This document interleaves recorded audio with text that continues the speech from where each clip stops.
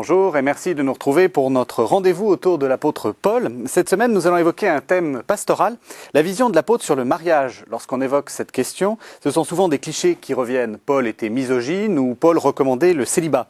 Qu'en est-il exactement? C'est ce que nous allons essayer de voir en compagnie du père Jean-Baptiste Hédard.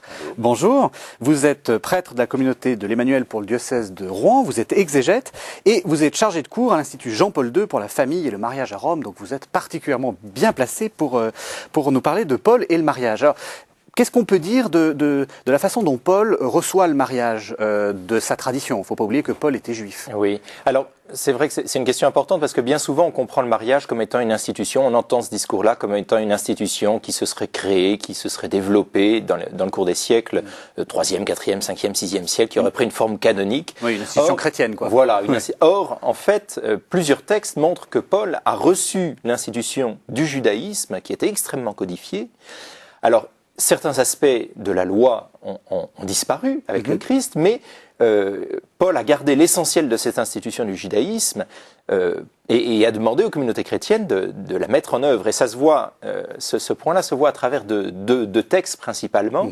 Dans la première épître aux Thessaloniciens, on a un texte qui souvent est pas très bien compris parce qu'il y a une expression bizarre. L'expression, à partir du grec, dit « acquérir son vase dans la justice et l'honneur ». À propos du mariage. Et la sainteté, oui, à propos du mariage. Alors, acquérir son vase, alors, il y a évidemment une métaphore derrière, et beaucoup de traductions modernes ont compris user de son corps dans la justice et la sainteté, c'est-à-dire une sexualité vécue d'une manière humaine et juste. Bon, en fait, la justice et la sainteté, acquérir son vase, signifierait plutôt, après un certain nombre d'études, l'acte du mariage.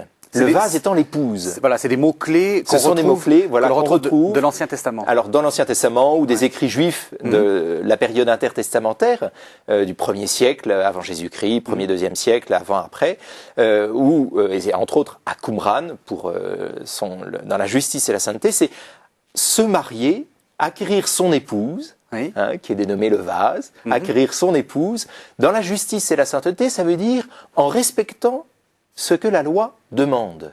Puisque la loi, l'observation de la loi est la condition de la justice et de la sainteté. Alors, nous savons que Paul... Oui, c'est ce que j'allais vous dire. Paul refuse la loi. Alors, qu'est-ce qu'on fait? Alors, non, il ne refuse pas la loi. Oui. Il refuse la loi pour la justification. Oui. Il reconnaît que la loi ne permet pas d'être sauvé, d'être justifié, que tout homme aux yeux de Dieu est pécheur, et que ce n'est que par la foi en Jésus-Christ que nous avons accès au salut. Mais pour ce qui est d'un certain nombre de préceptes, il reçoit ces préceptes de la loi juive et il dit il dit ça dans l'Épître aux Romains d'une manière très juste, la loi nous permet de connaître le péché, d'identifier le péché. Alors toute la loi qui concerne le culte, qui concerne la séparation entre païens et juifs, ces lois-là n'ont plus cours puisque cette séparation n'existe plus. Mais par contre, toutes les lois qui concernent la sainteté du peuple, Paul considère que le salut par le Christ fait de l'Église le nouveau peuple de Dieu.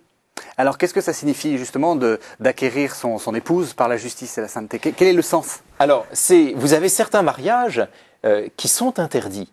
Des mariages consanguins, par exemple, où normalement aussi, vous devez vous marier. Dans l'Ancien Testament, on doit prendre pour épouse une fille d'Israël. Oui.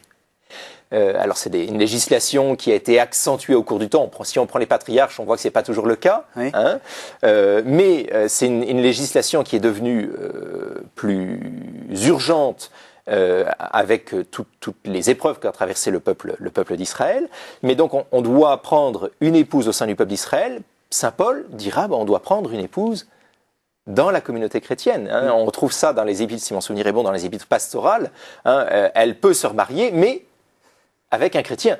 C'est donc l'idée que la communauté chrétienne est vraiment le lieu du salut. Voilà, la communauté chrétienne est devenue cette communauté sainte, cette communauté pure.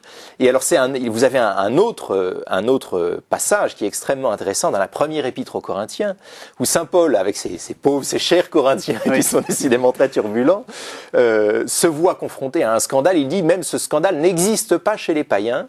Un homme s'est mis en ménage avec sa belle-mère. Bon, ce qui est scandaleux, la loi romaine punissait ça par l'exil sur une île, même chez les Romains on ne trouve pas ça, et or il y a ça dans la communauté de Corinthe. Alors, grand scandale. Merci Jean-Baptiste Hédard.